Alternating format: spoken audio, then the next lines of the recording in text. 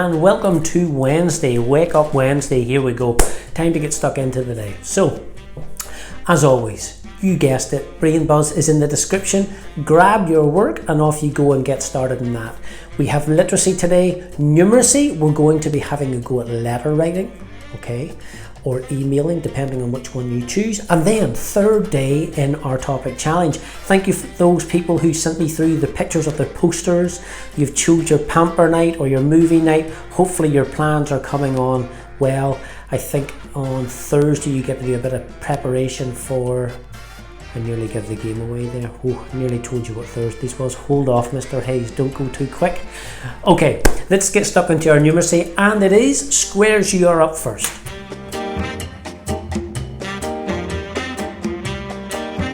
Okay, squares, we have one task for you today, and it's continuing on from our work that we looked at yesterday using functions and formulas. Okay, so well done on that. Some of it could be tricky until you understand that whenever you have a number beside a letter, it means multiply. In this case, 3 times 2 gives you the 6. Once you get that, the rest of it's pretty straightforward. So we're looking at patterns, and we're going to use diagrams to represent patterns today.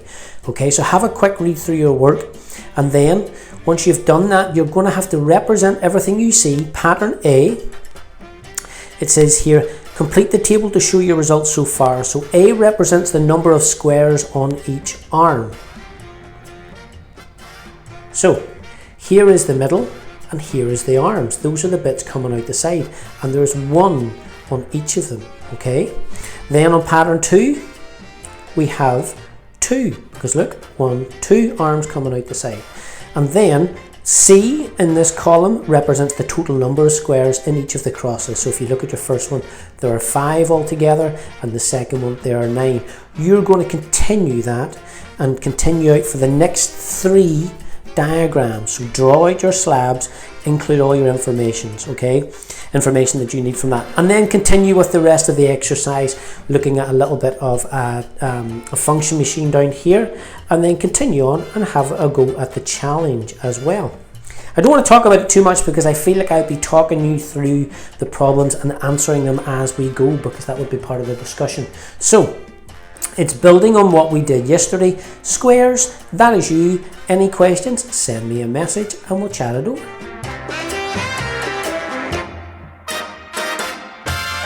Alrighty, it is my triangles turn. So triangles, we are going to continue on with our function machines from yesterday. Hopefully you got on okay with them and you understand that a number is input one side, you apply a couple of different operations, and a number comes out the other way.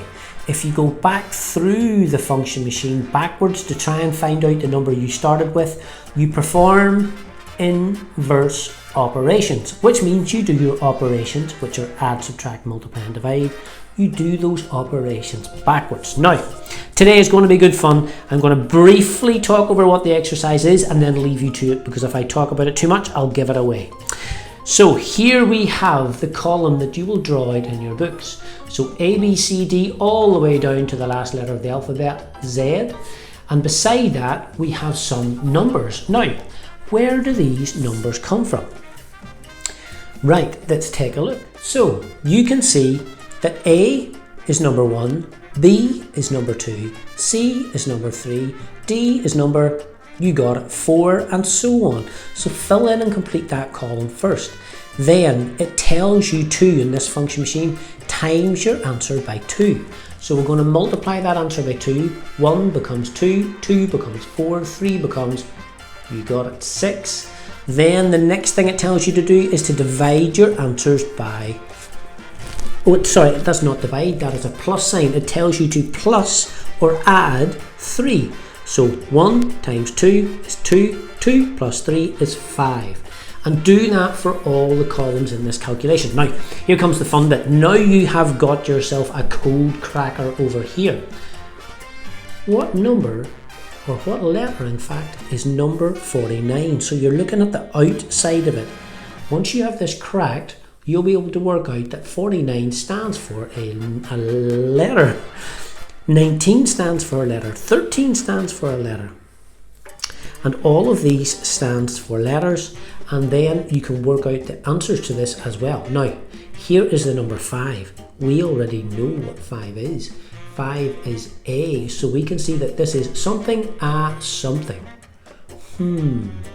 I wonder what it could be. Then the rest of it involves using the code cracking machine that you've worked at to do some fun things as well. Using function machines. Triangles, that is you. Any problems, send me a little message. Okay, super circles. Now, super circles, you will be delighted to hear that we have finished subtraction, we have finished addition, we are done with the expanded method, we are done with the short written method. Now you know those are in your memory banks, your toolkits, and you can bring them out and use them whenever you need them. So excellent, well done on your hard work so far. Those are two really important skills. You sometimes hear me talk in class about skills, and I try and give you practical examples about when will you use this in real life. Let me tell you, those addition and subtraction skills you will use all the time. All the time. They're really important skills to get good at, okay? So maybe if you find them tricky, if we were doing our evaluations, that's something you want to come back and have another bit of practice at if you find tough, because they are super useful when you get older. Trust me, ask mum or dad or who's at home how handy those are, and you will see that I am correct on this one. Now, our new topic, we are looking at sequencing, or the number sequences up to 10,000.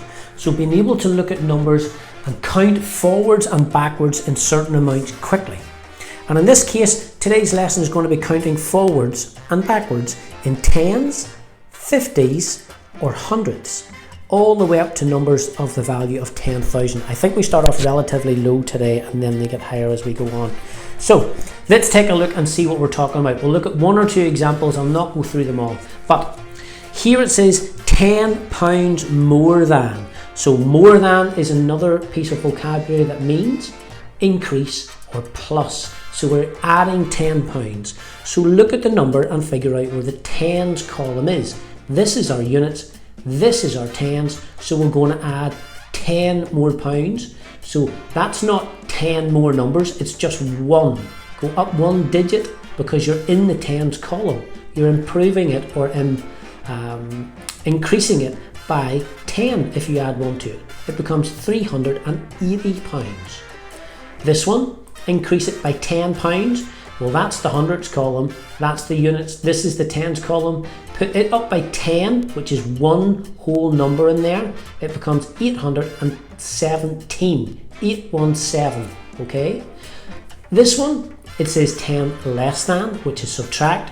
This one is 100 pounds more than. So if this is the units, tens and hundreds, it is this column that's going to increase by 100. Just the single one digit you will add onto this. So instead of 259, it will increase to 359, giving you 359, an increase of 100 pounds. Okay, and then finally take a look down here at this one. This one says 50 pounds more. And again, we looked at more up here. So more means increase, or the number is going to get bigger. 50 pounds. Now the 50 is not units. The 50 is not hundreds. The 50 is in the tens column. So you're going to increase this not by just one 10 this time, but 5 of them, because 5 tens makes 50. So it becomes 650 pounds. Okay, so increasing the tens column. And then you have little challenges down here to do, which are similar, and they will use the skills of adding 10 or subtracting 10, 100 or 50. So you'll be adding or subtracting 10, 50 or 100. Right, circles, that is you for today. Any problems, send me a little message and I'll do my best to give you a hand. Okay, go and get stuck.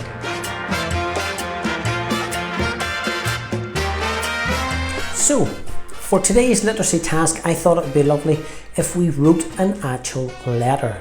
Not an email, not a little note, but an actual letter. Now, the style of letter that we're going to write today is going to be an informal letter, because I want you to write the letter to somebody that you know, be it a friend, a granny, an uncle, somebody that you are familiar with, and just tell them tell them what it's been like since you have been on lockdown. Right from the start, tell them about your schoolwork, how you've been feeling, things you have been able to do, things you haven't been able to do, what are you looking forward to when this is all over. Just tell them. Put down everything in your letter. Now, there are one or two things you have to have in your letter, and I'm going to include them. Look, get me and all my skills. Over here, we have some things that you must include. So there's a little checklist over here to help you write it. And then over here, there are some examples of what that could look like. So there is a structure to your writing today. It's an informal letter, so think about the type of vocabulary and the style of writing that you will use. Think about your introduction. How will you address the person? Think about the language in the main body of text that you will put down. And then think about your sign off, how you will say goodbye to somebody. Is it yours sincerely, or is it something more casual? Now, when it comes to addresses of the people that you would like to send it to, how cool would it be to get a letter come through the door and that you could open? So write one to somebody that you know the address of. And if you need a little bit of help with this, see mum or dad or somebody like that. Maybe, just maybe, we could get it into the post, and then that person would have something lovely to read as it comes in through the door. Okay? If you need any help, give me a shout, and I'm here and I will do my best to help you. All right?